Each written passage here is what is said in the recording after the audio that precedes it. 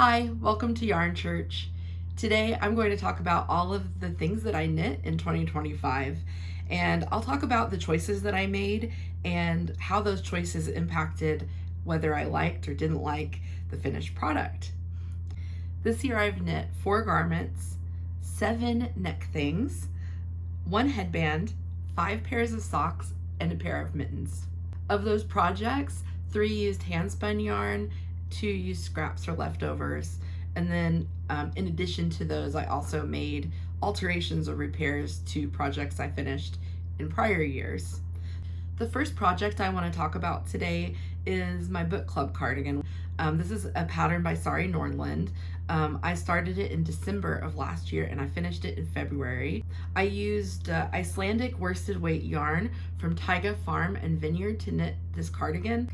The book club cardigan is my most worn knit of 2025, or it may be tied. I don't really track what I wear every day, but it feels like I've worn it a lot.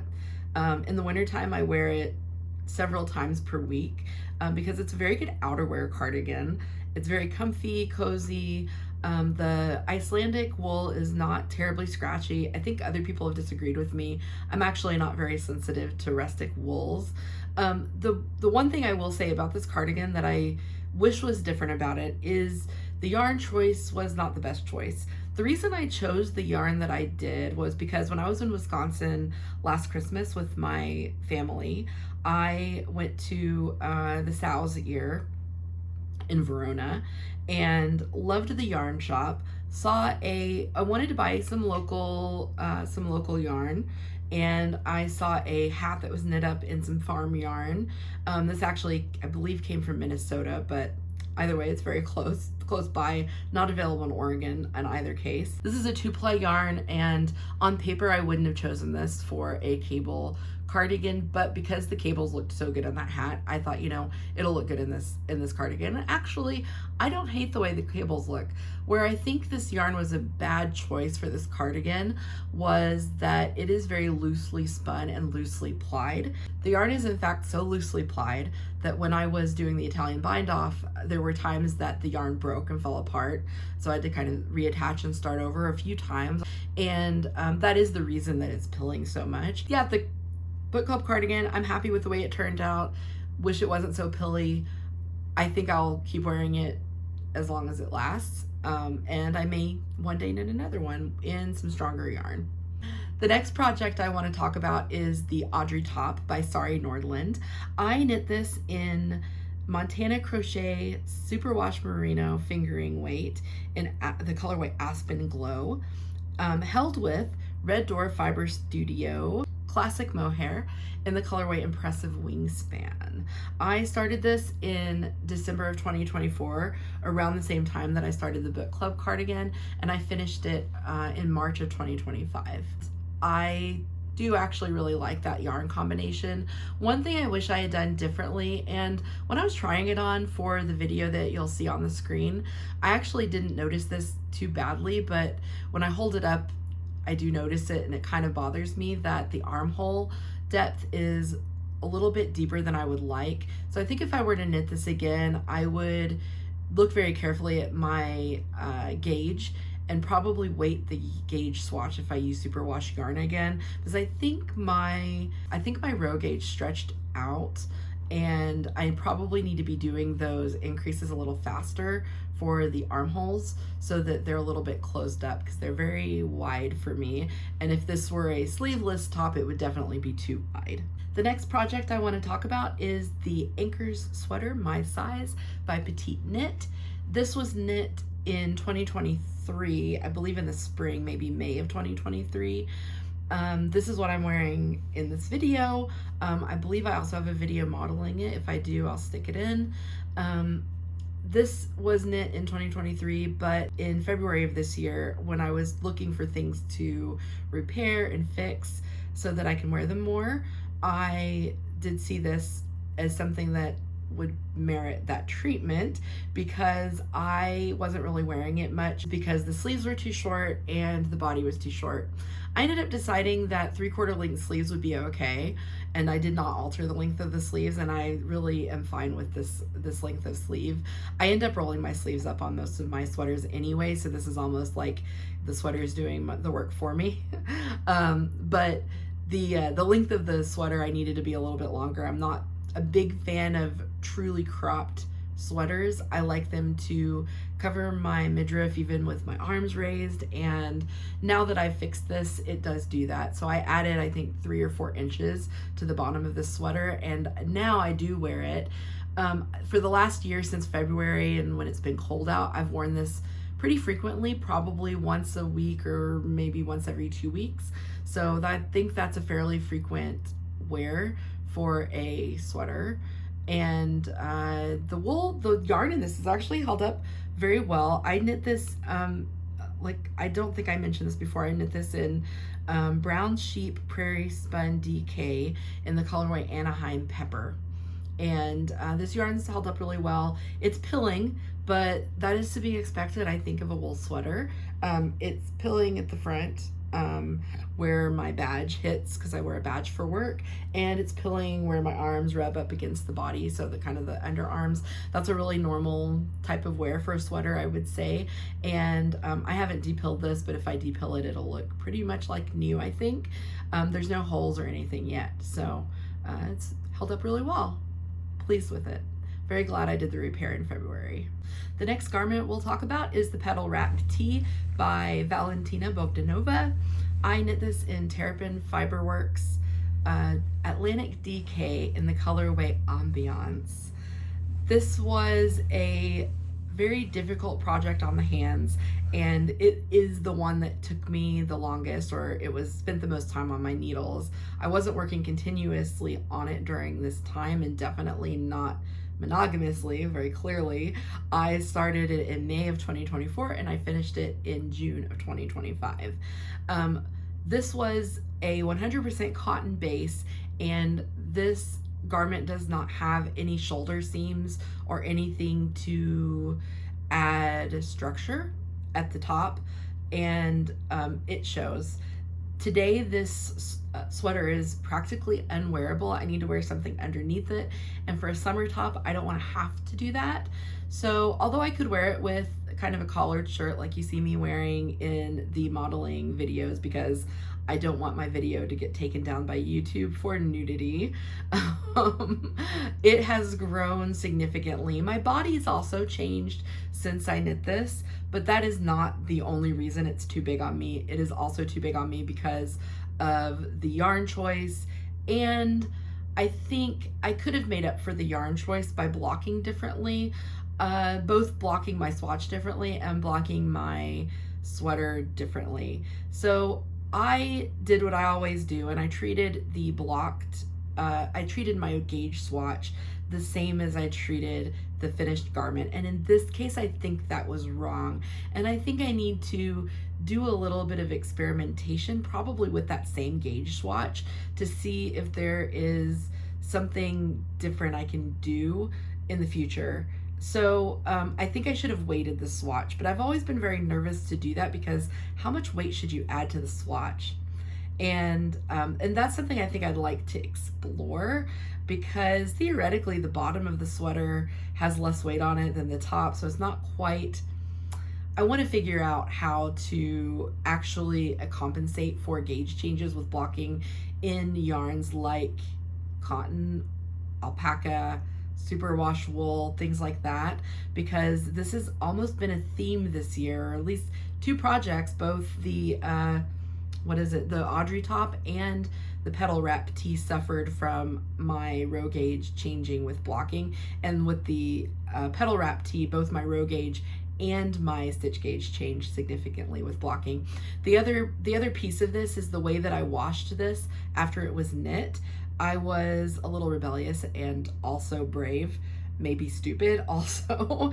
And because this is a 100% cotton yarn, I put the swatch in the washing machine and washed it on a gentle cycle, and then dried it in the dryer. I looked at the yarn before and after putting it through the dryer. Actually, I might not have put it through the dryer because I know I didn't put my sweater through the dryer. Anyway, I put the sweater through the washer, and I think the spin cycle in the washing machine made the stretching in the fabric even worse, because when I opened the washer, I saw all of the fabric was completely surrounding the agitator in the middle. It's one of those washers that has the short agitator, so it wasn't like it wrapped itself around, but the agitator was actually going up through the neck and body of the sweater, so that the sweater was kind of surrounding the agitator in that way. And so the force from the spinning all went outward, which on this sweater would have been, you know, outward body wise, but also it would have made that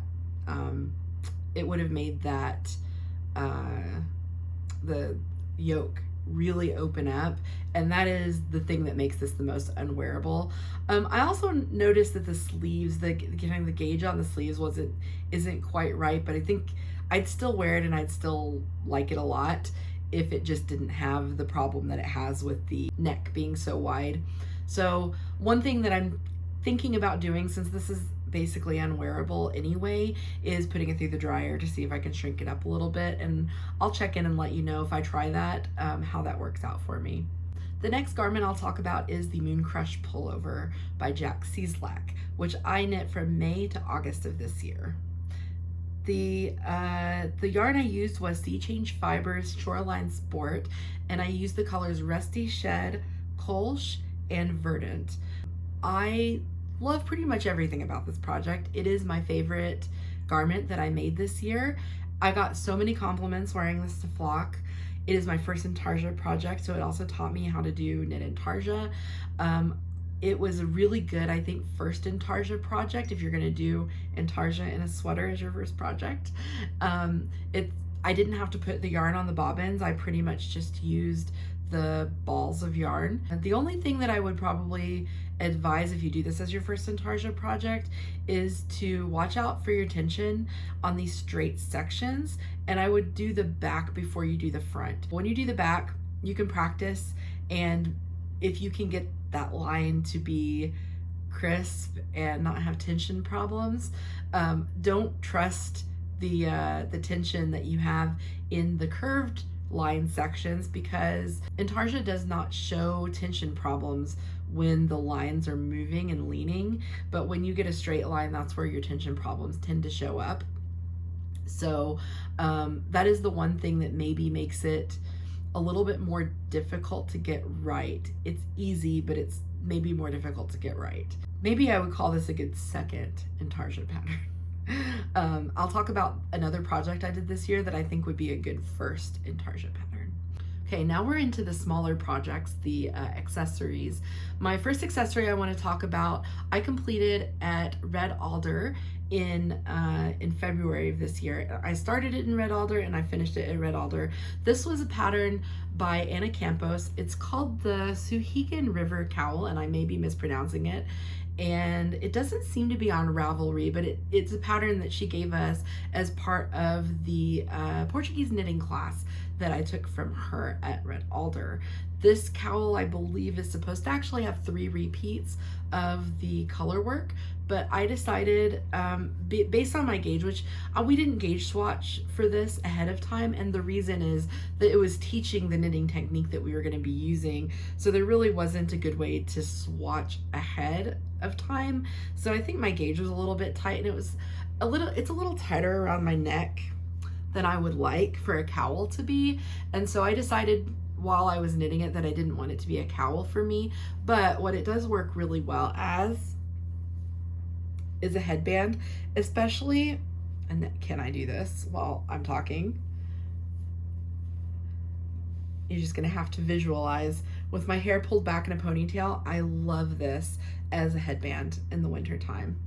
This is, and this was knit with Portuguese knitting, so it was knit inside out. So it was with the floats in front and pearls. Everything other than the garter stitch, everything was purled. Found this to be enjoyable. Actually, my friend that took the class with me said that she will probably purl all of her color work from now on. I probably will not, but I did enjoy Portuguese knitting, and probably should pick it up again so I don't lose the skill. I knit this in Monstro by Lamb & Kid in Atomic. The green color is called Atomic, and then the gray color is called Gray is My Favorite Color. And I have a ton of this yarn left over because this is all I've used of it. So I can either knit another one of these, or I might make a hat. My next accessory was also made at Red Alder, but it was not knit at Red Alder. I actually didn't log this in Ravelry, so I don't remember when I knit it, but I think I knit this in maybe a weekend. The yarn is doing all of the work here. The yarn is hand spun that I spun at Red Alder in Karan Sakar's class on Popcorn Boucle. If you ever get a chance to take a class from him, I absolutely recommend it. I will likely frog this. I think this is a case I'm going to talk in this podcast episode a lot about where the yarn choice wasn't right for the project.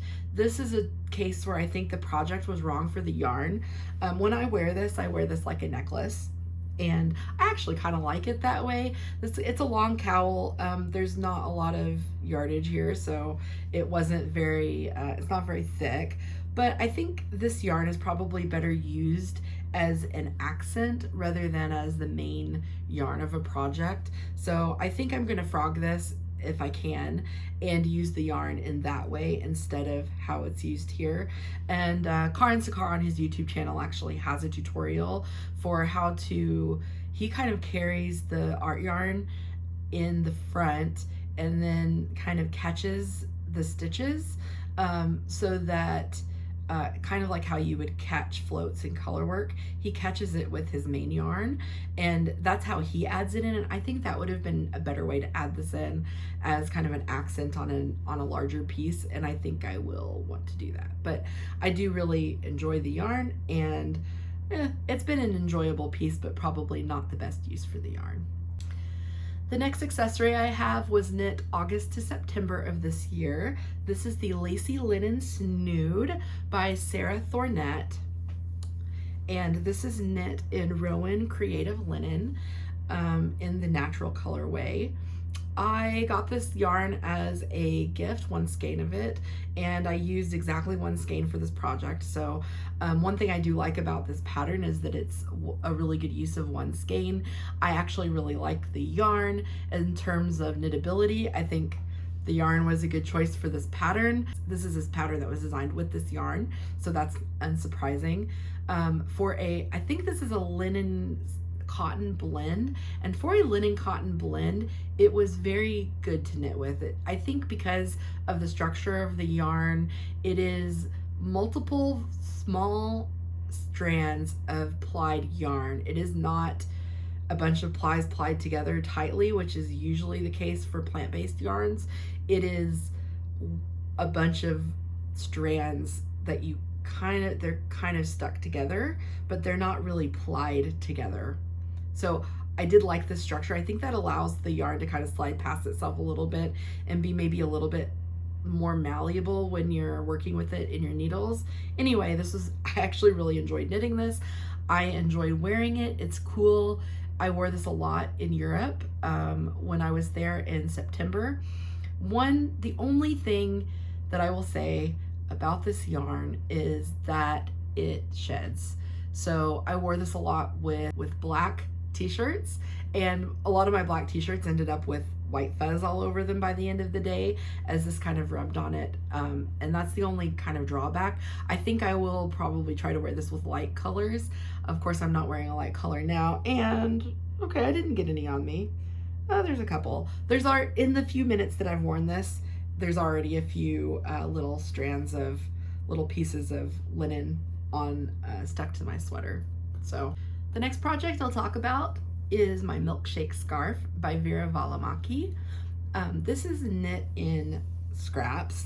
I used Candy Skein Yummy Fingering in the colorway Brain Freeze, left over from another project, Hedgehog Fibers sock yarn in the colorway Daydream.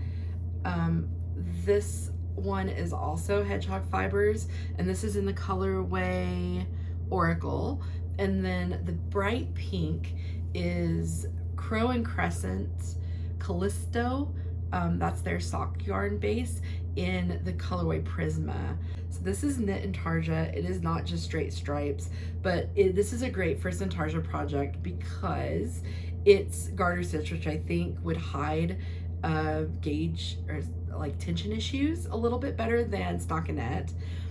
And so because there's no purling, and the purl stitches are kind of one of the places that you end up with problems. And also where you change colors is always in the same spot on the row. And the way that she accomplishes the shape here is that you're increasing and increasing on one side and decreasing on the other, the whole way.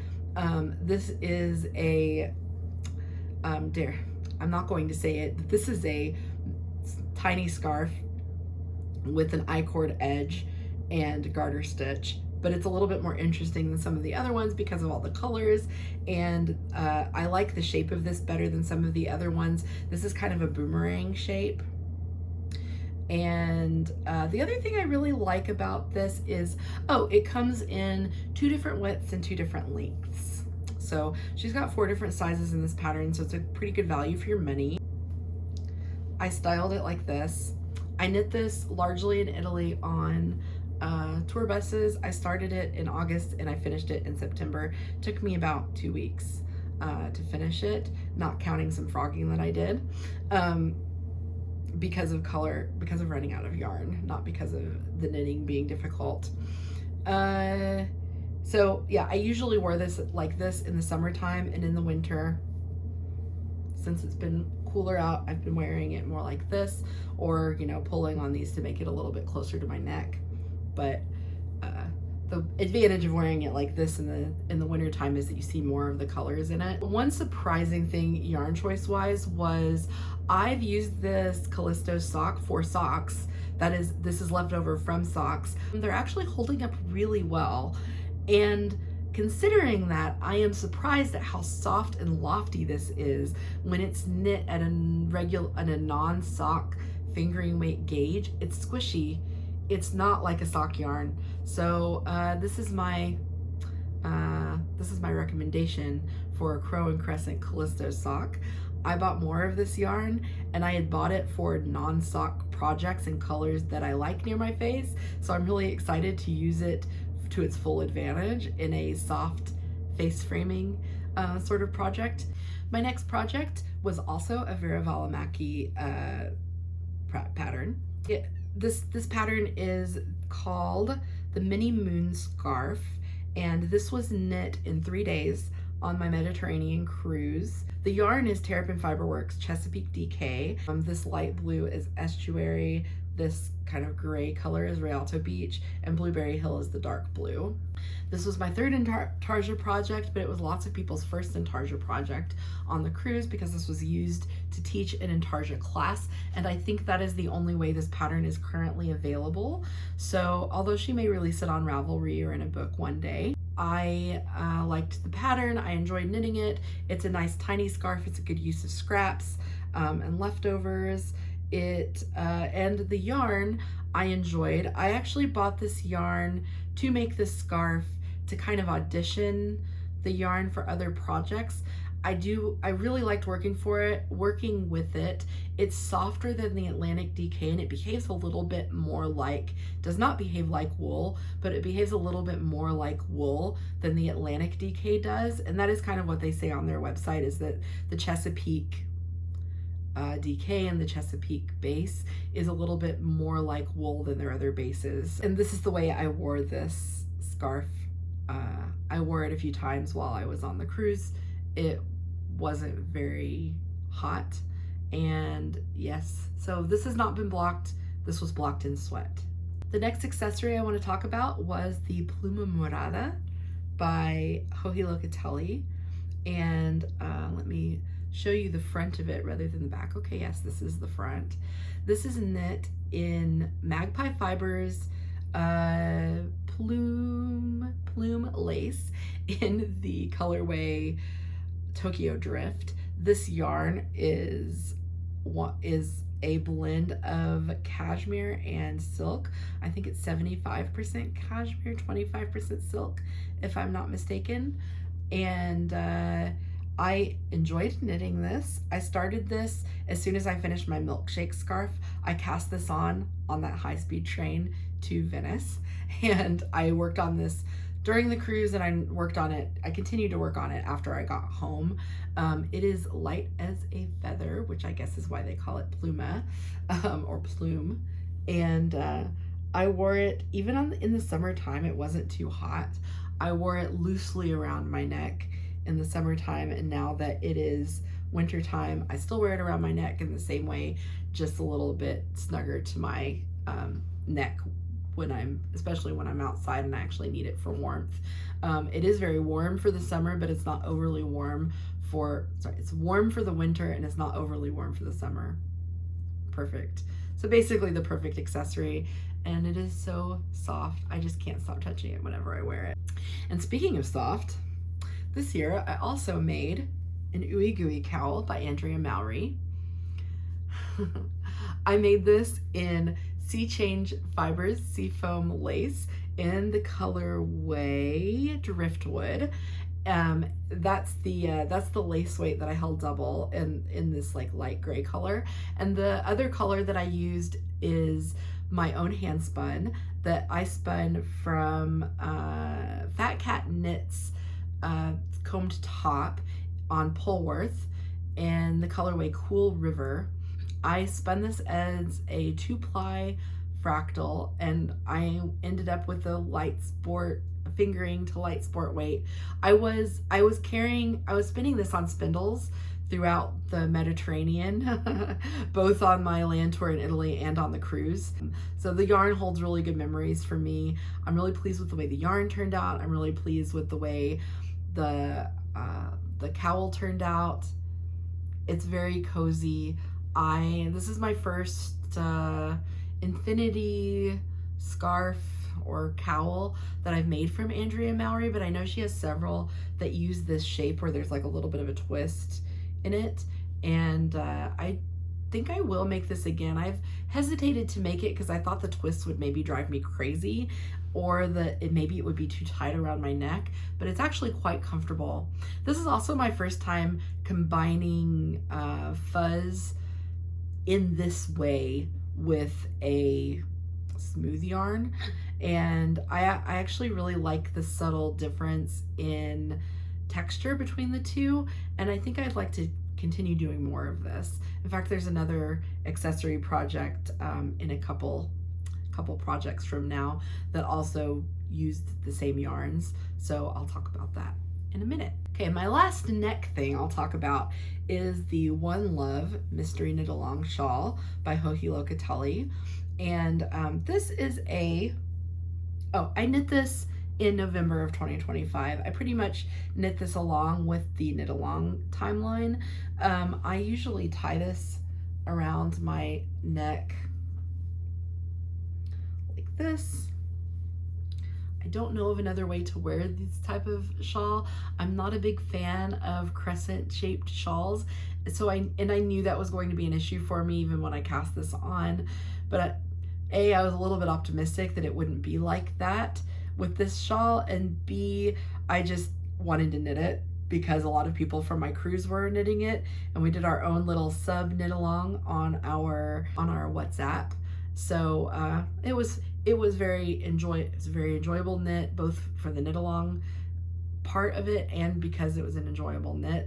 Really pretty lace. Love this yarn. This yarn is Farmer's Daughter Fibers. Let's put the S's in the right place. Farmer's Daughter Fibers, Foxy Lady base in the colorway Karma. This is their, I think, merino, 75% merino wool, 25% silk, and it's a singles yarn. The pattern calls for, I think, a Malabrigo singles yarn, so I knew a singles yarn would be a good choice for this, and I really like the silk, the shine that I get from the silk on this. I like the color of it. The only thing I don't like is the shape, but it's because I don't like crescent shawls. The thing I don't like about crescent shawls, and maybe this is a lesson that I did not learn this year, but it is a lesson that I have learned previous years and I relearned it this year. I'm going to show you the front of it. Is that the garter tab on a lot of these crescent shawls, it's a hump there, and it's always a hump there. I did block this and I was able to block this hump out. However, I live in the state of Oregon, and in the winter time in the state of Oregon, it's very humid, and it's kind of like someone with curly hair straightening their hair in the morning, and you go out and you walk around and your hair poofs. And the same thing happens with this hump, as I blocked it out, but then the first day I wore this, just walking around, not even getting it wet other than the humidity in the air, the first day I wore this walking around, the hump came back. So it was a nice try. I still like the shawl, I'll still wear it, but it's probably never going to be my favorite thing ever, just because it's crescent shaped and I don't like crescent shaped shawls. The next pattern is self-drafted-ish. I'm calling these my not Ooey, not Gooey mitts, and they're not mitts, they're mittens. During the sock knit along with Andrea Mowry, the Ooey Gooey sock knit along that she does, that she did in Thanksgiving weekend, I wanted to make another Ooey Gooey pattern using the leftovers from my Ooey Gooey cowl, and I really liked the stitch pattern. I wasn't done with it yet. I wanted to take the elements that I liked out of the cowl and that I liked out of the socks, but I wanted mittens instead. And this was before she came out with her own mitten pattern. So I kind of drafted it myself. I did a lot of calculations based on my ribbing gauge. I estimated like how far down I needed to go to get the next color work. The only issue I had with these was I didn't pay a lot of attention to the color work pattern. I thought I had it memorized, and I omitted a couple of rows in the pattern repeats, and so it ended up being a little bit more squished, so more of a wave than an ooey gooey-ness. So it's completely changed. Not anything like Andrea Mowry's mitten pattern, but I actually kind of like the way this color work turned out better than the way that she did her mittens, because this is my taste and not Andrea Mowry's taste, so of course. But I'd like the shape of her mitten better, because this started out as a fingerless mitt, and I'll put it on. This started out as a fingerless mitt, and because I don't, I've never really knit mittens before this, I started out, I was like, I was going to make fingerless mitts, and then I decided while I was knitting the fingerless mitts that nope, just kidding, I actually do want them to be mittens. So then I just added a sock toe to the end to close it up, and then on the thumb I closed it up like a hat. I actually like the way I closed up the thumb just fine. I'd do this again, but I think I'd probably change the top of it, the finger closure, to more of a hat-like closure, like what Andrea Mowry did, which I actually don't know exactly what Andrea Mowry did on hers because I haven't bought the pattern, because I already have my own Ooey Gooey mitts. But yeah, so this was the other project that used the leftovers. A little bit of a cheat. I still have I think I still have about 25 grams of this yarn left, so I need to figure out what I'm going to do with it because it's too good to leave on the table. And then this is the second mitten. I ran out of the lace, the seafoam lace, so I didn't do very much up here. I just did a little line. I didn't want to leave any of this seafoam lace unused because it's such a nice base. Now we're moving on to socks. First pair of socks I finished this year, I finished in February. These are shadow wrapped heel socks. It's kind of, I consider this kind of my vanilla sock pattern. Oh, my preface here, I'm noticing. My preface here is that I have not depilled or washed these socks. So these have all been worn.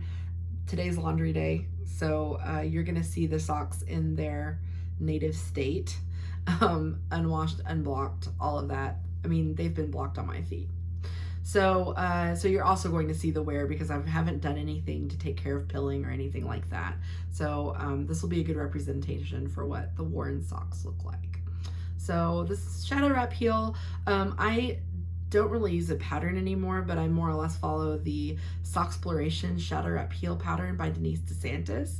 She is Earth Tone Girls here on YouTube, and if you're interested in learning about the Shadow Wrap Heel, you can buy her pattern on Ravelry, and or you can, she also has this pattern up as a free YouTube tutorial. So either way, I do recommend her tutorial and I recommend the pattern. I knit these socks toe up, and because that is the beauty of the Shadow Wrap Heel, is you can knit it toe up or cuff down. And I guess that's the beauty of any short row heel, is that it's the same both ways. It's completely symmetric. And Denise's pattern actually just has it, she only has instructions for top down, but it's the same the other way. I finished these, I think I started these in December of 2024, and I finished these in February of 2025. I believe I finished these while I was on, yes I did, while I was on the retreat in Canmore. And I remember because I actually ran out of the contrast color, and I resorted to taking the matching color out of the self-striping yarn to finish up the cuff. And I think you can kind of, you may be able to see it on camera. I'm not sure that I did that. This was knit in, I forgot to mention the yarn, Freckled Whimsy Splendid Base in the colorway Hello Winter. Yeah, this was part of their sock club in 2024. I think it was their December colorway for 2024. And I really like it. This is my second pair of socks in this colorway. That's why I ran out of the contrast yarn, because this was my second pair of socks I was knitting. And this is how there's not really a lot of wear on these. The only place I really see wear is on the back of the heels, where it's getting a little bit fuzzy, but there aren't any holes or thin spots yet. I also knit 2 pairs of DRK Everyday socks. This is a pattern by Andrea Mowry, and it uses fingering weight yarn. This is kind of my other vanilla sock. This is my, I don't know how many pairs of these I've knit overall, but the first pair I made was using Freckled Whimsy Splendid Base again, and this was the colorway Keep Calm and Leprechaun. And this pattern itself is toe up and uses a Flegel heel in pattern. I used the contrast yarn on the heel, and then I bound off using an Italian bind off, but kind of a variation that uses the 2x2 ribbing. And yeah, same thing with these socks. There's no thin spots. They're just getting a little bit fuzzy at the heel. That's it. And my other pair of DRK Everyday socks, I used my hand spun. I spun this yarn on my Turkish spindles as well. I spun all of the singles for this on my Chinkins Aegean, yes, and I applied it on my e-spinner. And there are two, I did the 3-ply 2 ways sort of deal, and I started this spin in I think 2022 or 2023, not very long after I started spinning. The fiber I used was from Three Waters Farms and their colorway Spinning Fanfare, which I think was either their 2023, it must have been their 2023 colorway for Tour de Fleece, or maybe it was 2024. Either way, the year that they came out with this fiber is when I spun the singles.